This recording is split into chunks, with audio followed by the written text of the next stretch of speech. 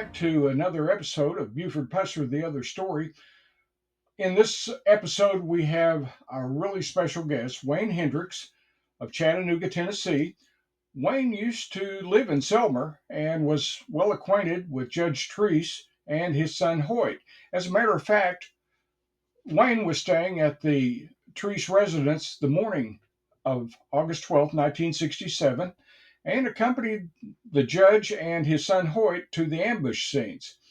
So I know your time is valuable. Let's just get straight to the interview, and you can hear for yourself what he had to say about events that day.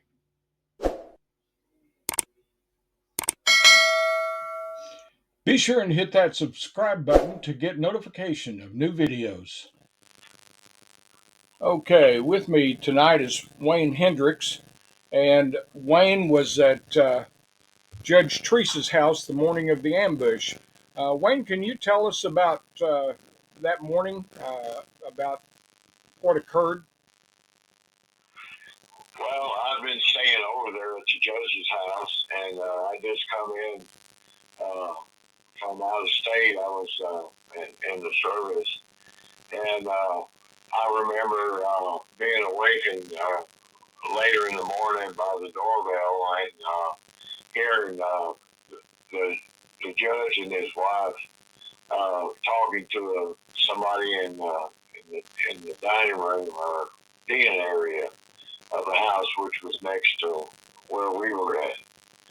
And we got up and started listening, and this conversations kind of piqued our interest, so we went ahead and got dressed real quick and just moseyed in like it was, we just had to be getting up anyway. Well, when you say we, who are you referring to as we? Hoyt Treece, Judge Treece's youngest son. Okay. Now, let me we were good friends.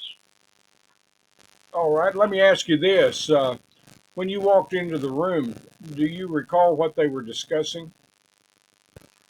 Well, he had to when I come in, they were talking about possibly going somewhere that he was wanting to show the judge something that happened this morning. And what I picked up was that there had been a shooting that morning that involved Sheriff Pusser and his wife, and that the man that he was talking to Judge Treece, that he had some question in his mind that relative to what had happened, and he wanted to go over it with Clyde Treece, and so that more than just the people that were out of state being involved in it, he wanted some people locally to have a knowledge of it, and in case for future reference.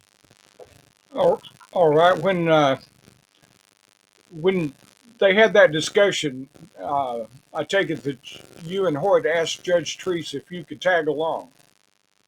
Well, when they started to go out, I knew, and Judge Treece, and of course Hoyt did too, that he was a man that we could easily call into talking him into letting us get our way with him, and we started hitting him up about, if we were really quiet and stayed out of sight, kind of when he let us go, then we wanted to hear what was being said too. And he was very reluctant about it, but we eventually won over. And he asked the man if we stayed out of sight and didn't bother nobody, would he let us go? And he finally relented, and they did let us go. And if we promised to stay out of their way, keep quiet, and we rode down. And anyway, we ended up riding down in the back seat of the car. Okay, you were in the Air Force at the time, stationed in Blytheville? Right.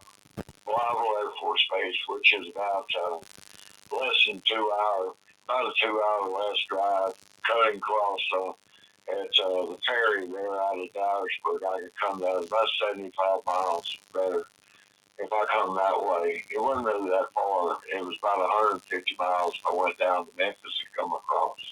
Okay. About how old was Hoyt at the time?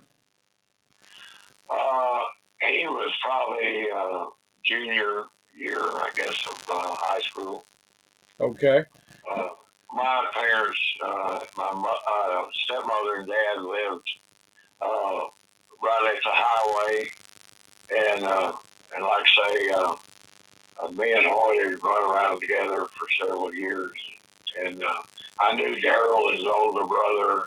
I knew most of the family, Okay. and so Let me ask you.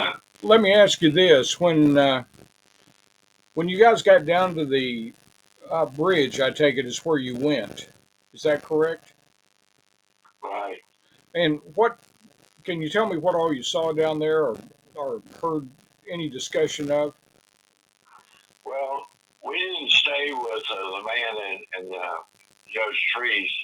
When we got down to the bridge, basically, we tried to keep our distance from him so that he wouldn't say we were interfering with him. So what we did when we got out of the car, we scattered away from them, and we went on around. There were a few people scattered there at the bridge.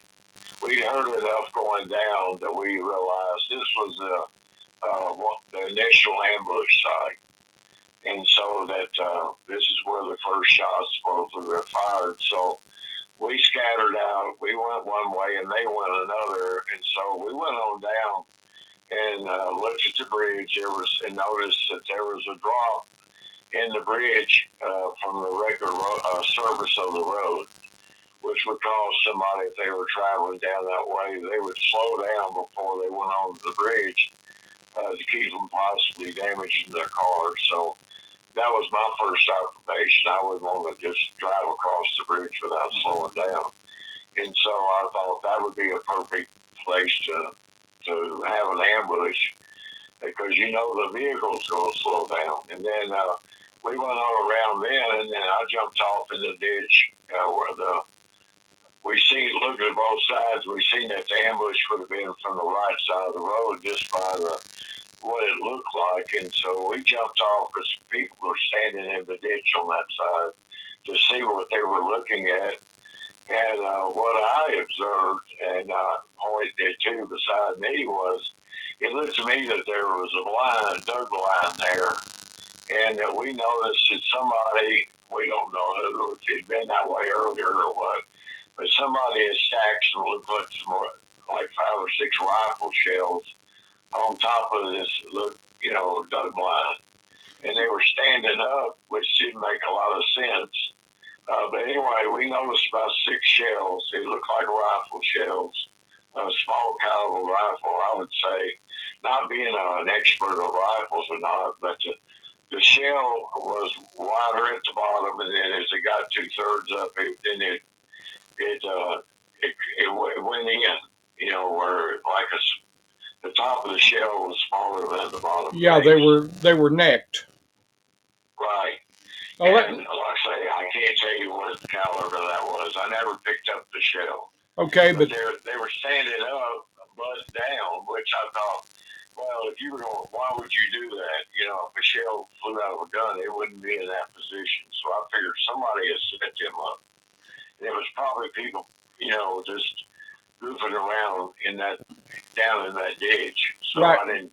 because this There was was on nobody what would have there been that the I talked to. this is what would have been on the passenger side of Buford's car as he went over the bridge. Is that correct? Right, right. And that's what I observed. And like I say, you could really see the indention from the road down on that bridge, down in the ditch. It looked to me about 4 inches down. The pavement stopped, and then the bridge when it was lower than the road. Okay.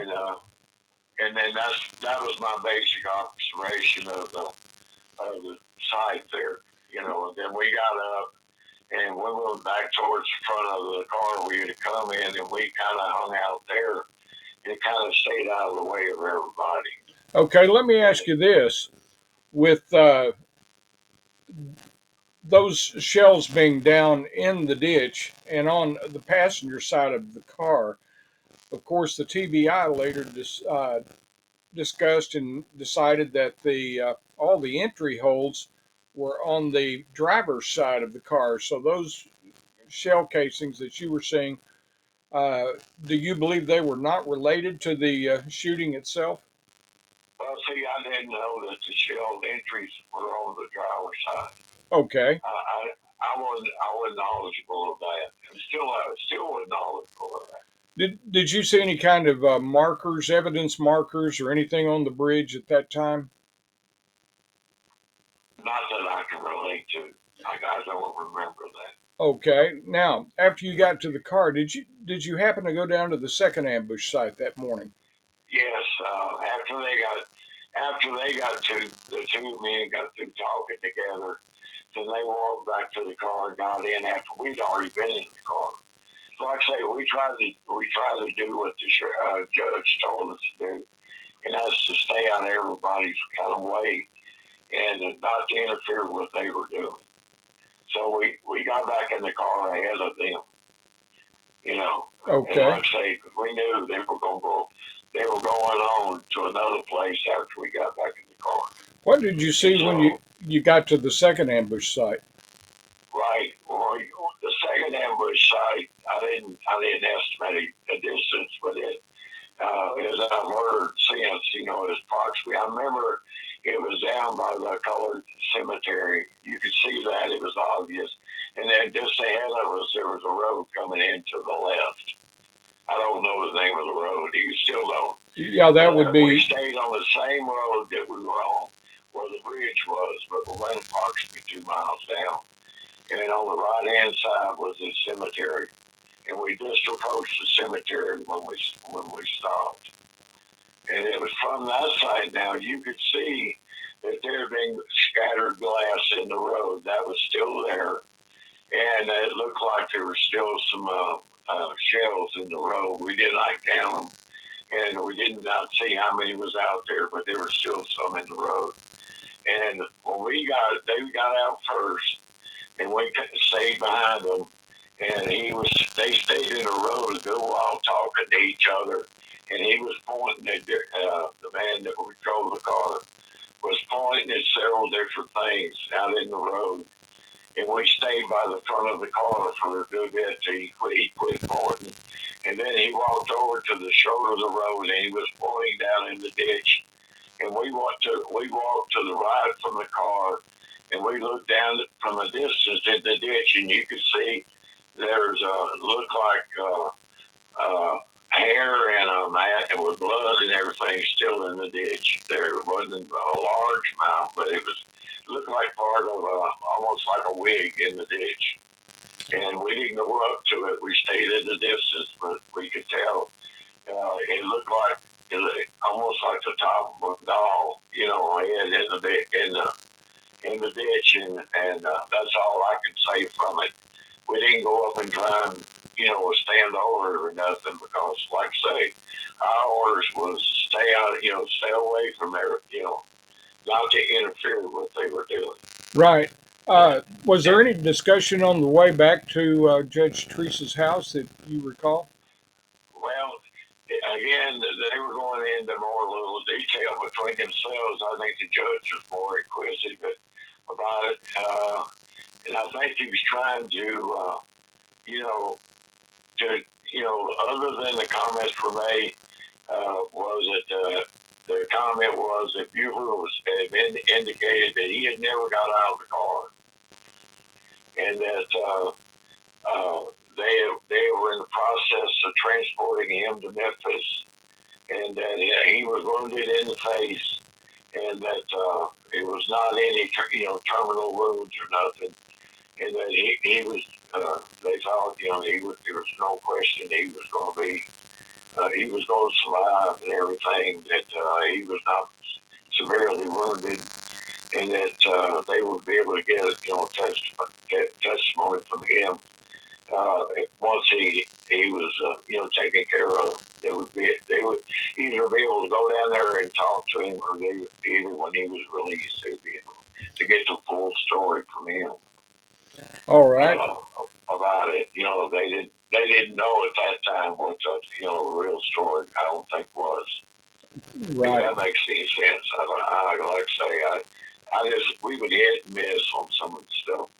I don't know what they would say to each other outside of the car. What was your impression of everything overall? Well, sense to me. And he didn't indicate. We didn't pick up the fact that there was one assassin car or two assassin cars at that time. You know what I mean? We didn't know if he was hit from the front or back. We didn't. I don't know if we caught the whole conversation about that when he was talking, because they probably discussed that more outside of us than we understand it.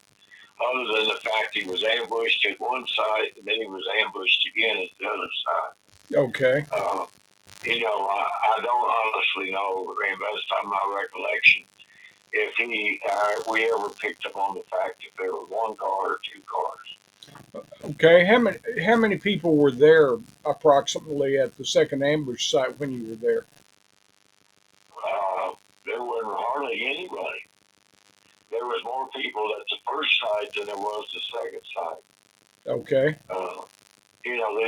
There just really wasn't. There was no official people there at either side when we went by there.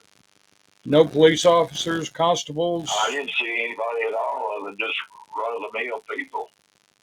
It looked like most of it had been, I did see there was circles, markings on the second side more so than I don't remember a whole lot on the first side.